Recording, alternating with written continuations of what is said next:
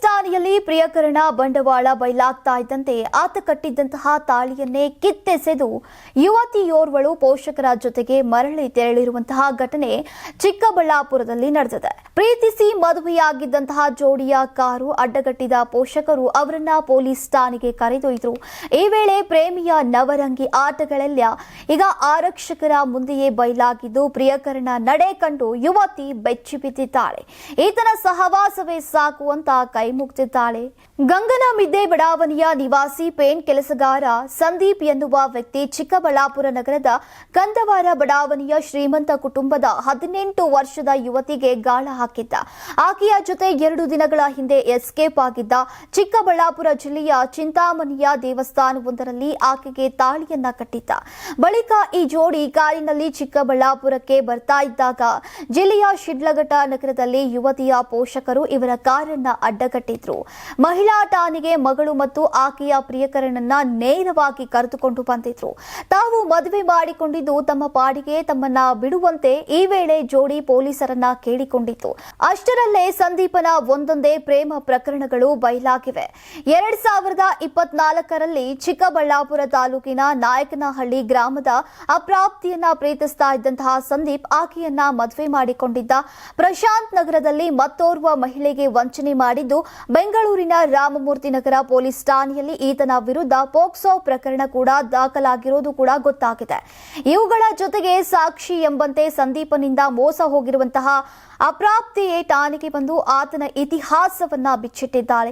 ಹೀಗಾಗಿ ಪ್ರಿಯಕರ ಕಟ್ಟಿದ್ದಂತಹ ತಾಳಿಯನ್ನ ಕಿತ್ತು ಬಿಸಾಕಿ ಆತನಿಗೆ ಗುಡ್ ಬೈ ಹೇಳಿ ಯುವತಿ ತಂದೆ ತಾಯಿ ಜೊತೆಗೆ ಮನೆಗೆ ಹೋದಂತಹ ಪ್ರಸಂಗ ನಡೆದಿದೆ. ಸಂಕ್ರಾಂತಿ ಹಬ್ಬದ ಪ್ರಯುಕ್ತ ಆಟ್6 ಮತ್ತು ಕರ್ನಾಟಕ ಟಿವಿ ವತಿಯಿಂದ ರಾಜ್ಯ ಮಟ್ಟದ ಸಂಕ್ರಾಂತಿ ರಂಗೋಲಿ ಸ್ಪರ್ಧೆ.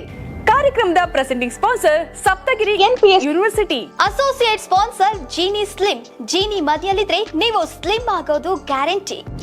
ಕೋ sponsor Nandana palace, legendary Andhra restaurant chain. KMF Nandini, ನಮ್ಮ ನಂದಿನಿ ನಮ್ಮ ಹೆಮ್ಮೆ. KSDL ಮೈಸೂರು ಸ್ಯಾಂಡಲ್ 100% ಶುದ್ಧ ಶ್ರೀಗಂಧದ ಎಣ್ಣೆಯಿಂದ ತಯಾರಿಸಿದ ಏಕೈಕ ಸಾಬೂನು. ಶ್ರೀ ಸಾಯಿ ಗೋಲ್ಡ್ ಪ್ಯಾಲೇಸ್, ನಿಮ್ಮ ವಿಶೇಷ ಸಂದರ್ಭಗಳ ಸಂಗಾತಿ. ರಾಜ್ಯಾದ್ಯಂತ ಬೆಂಗಳೂರು ಸೇರಿ 35 ಕೇಂದ್ರಗಳಲ್ಲಿ ಸಂಕ್ರಾಂತಿ ರಂಗೋಲಿ ಸ್ಪರ್ಧೆ. ರಂಗೋಲಿ ಬಿಡಿ, ಆಕರ್ಷಕ ಬಹುಮಾನ ಗೆಲ್ಲಿ. ಜಿಲ್ಲಾವಾರು ವಿಜೇತರಿಗೆ ಬೆಂಗಳೂರಿನಲ್ಲಿ ಜನವರಿ 18ರಂದು ಗ್ರ್ಯಾಂಡ್ ಫಿನಾಲೆ. ಅರ್ಹತಾ ಸುತ್ತಿನ ಮೊದಲ ಬಹುಮಾನ 5,000 ರೂಪಾಯಿ, ದ್ವಿತೀಯ ಬಹುಮಾನ 3,000 ರೂಪಾಯಿ, ತೃತೀಯ ಬಹುಮಾನ 2,000 ರೂಪಾಯಿ, ಫಿನಾಲೆಯ ಮೊದಲ ಬಹುಮಾನ 30,000 ರೂಪಾಯಿ, ದ್ವಿತೀಯ ಬಹುಮಾನ 20,000 ರೂಪಾಯಿ, ತೃತೀಯ ಬಹುಮಾನ 10,000 ರೂಪಾಯಿ. ಹೆಚ್ಚಿನ ಮಾಹಿತಿಗಾಗಿ ನೋಡ್ತಾ ಇರಿ ಕರ್ನಾಟಕ ಟಿವಿ. ಯಾರಾಗ್ತಾರೆ MLA ಅಭ್ಯರ್ಥಿ 2028 ಶೀಘ್ರದಲ್ಲೇ. ಪ್ರತಿದಿನ ಒಂದೊಂದು ಕ್ಷೇತ್ರದ ಟಿಕೆಟ್ ಆಕಾಂಕ್ಷಿಗಳ ಸಂಪೂರ್ಣ ಮಾಹಿತಿ ಪೊಲಿಟಿಕಲ್ ಜರ್ನಲಿಸ್ಟ್ KM ಶಿವಕುಮಾರ್ ಅವರಿಂದ. ಕರ್ನಾಟಕದ ನಂಬರ್ 1 ಡಿಜಿಟಲ್ ಮೀಡಿಯಾ ನಿಮ್ಮ ನೆಚ್ಚಿನ ಕರ್ನಾಟಕ ಟಿವಿಯಲ್ಲಿ ಮಾತ್ರ.